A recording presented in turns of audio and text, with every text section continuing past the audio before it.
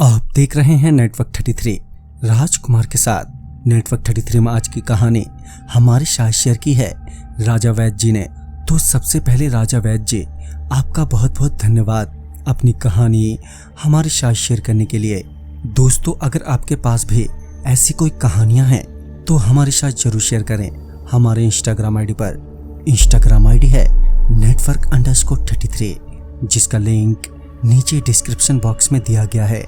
ऐसी ही और वीडियोस के लिए देखें इन डार्क। तो चलिए बढ़ते हैं आज की कहानी की ओर। राजा वैद्य जी बताते हैं कि ये घटना उस रात की है जब मैं डाल्टनगंज रेलवे स्टेशन पर 1:20 पर रांची वाराणसी इंटरसिटी एक्सप्रेस से उतरा।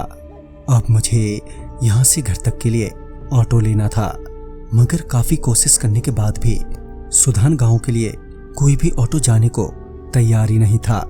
जब काफी देर तक मुझे घर तक के लिए कोई ऑटो नहीं मिला तो मैंने सोचा कि यहाँ ऐसे ही टाइम वेस्ट करने की जगह पैदल ही निकल जाना चाहिए।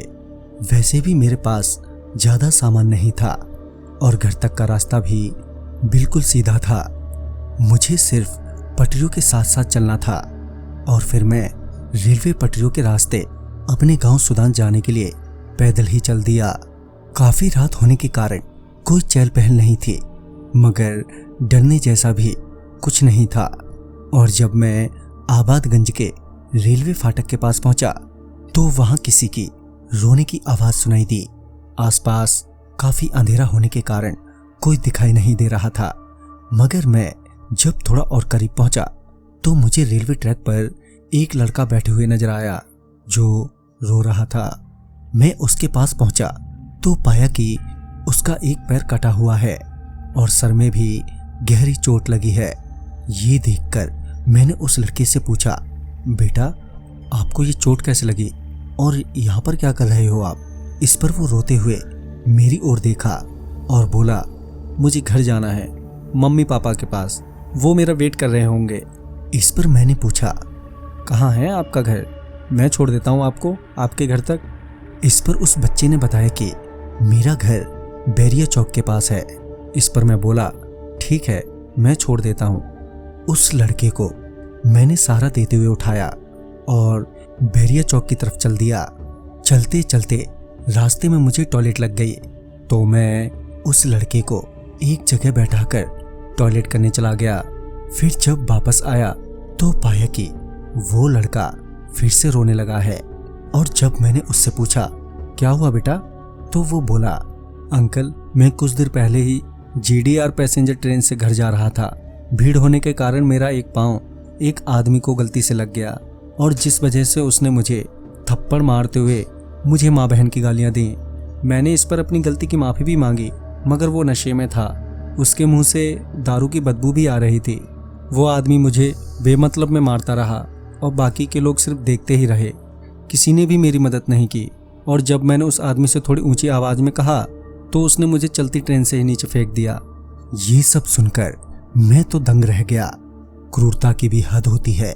सिर्फ पाँव के लगने भर से कोई किसी के साथ भला ऐसे कैसे कर सकता है?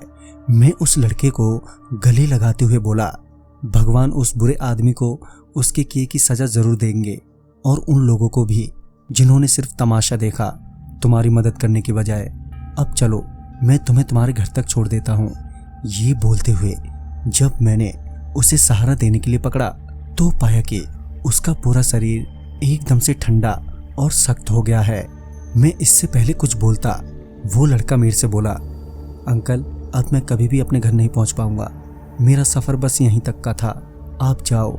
मैं उसकी बातें सुनकर सोच में पड़ गया कि आखिर वो ऐसा क्यों बोल रहा है कि तभी मुझे पीछे से किसी के रोने की आवाज आई। पीछे पलटकर देखा तो पाया कि उसी रेलवे फाटक के ट्रैक की ओर से आवाज आ रही है जहां ये लड़का बैठा रो रहा था। मैं जब वापस पलटा तो देखा कि वही लड़का मेरे सामने से अब गायब हो गया है। मैं वापस उस रेलवे ट्रैक के पास गया तो पाया कि वही लड़का वैसे ही ट्रैक पर बैठकर रोए जा रहा है। मैं अब तक काफी घबरा गया था और अब मेरी हिम्मत नहीं हो पा रही थी कि मैं उस लड़के के पास जाकर उसकी मदद करूं। तभी मैं वहां से अपने घर चला आया। अगले दिन मेरे दोस्त ने बताया कि आबादगंज रेलवे फाटक के पास एक लड़की की लाश मिली है। जब मैं देखने गया तो वही लड़का था, मगर उसका चेहरा और शरीर बहुत ही बुरी से जख्मी था। जब ये सारी बात मैंने घर वालों को बताई तो उन्हें भी बड़ा दुख लगा। साथ ही उन्होंने पूजा भी करवाई उस बच्चे की आत्मा की शांति के लिए। तो दोस्तों, इस कहानी में बस इतना ही। कहानी आपको पसंद आई हो तो लाइक शेयर करें और साथ ही हमें कमेंट बॉक्स में जरूर बताएं। तो मैं आपका दोस्त राजकुमार जल्द ही मिलूंगा आप ही की भेजी हुई एक नई कहानी के साथ। तब तक के लिए बाय एंड टेक केयर।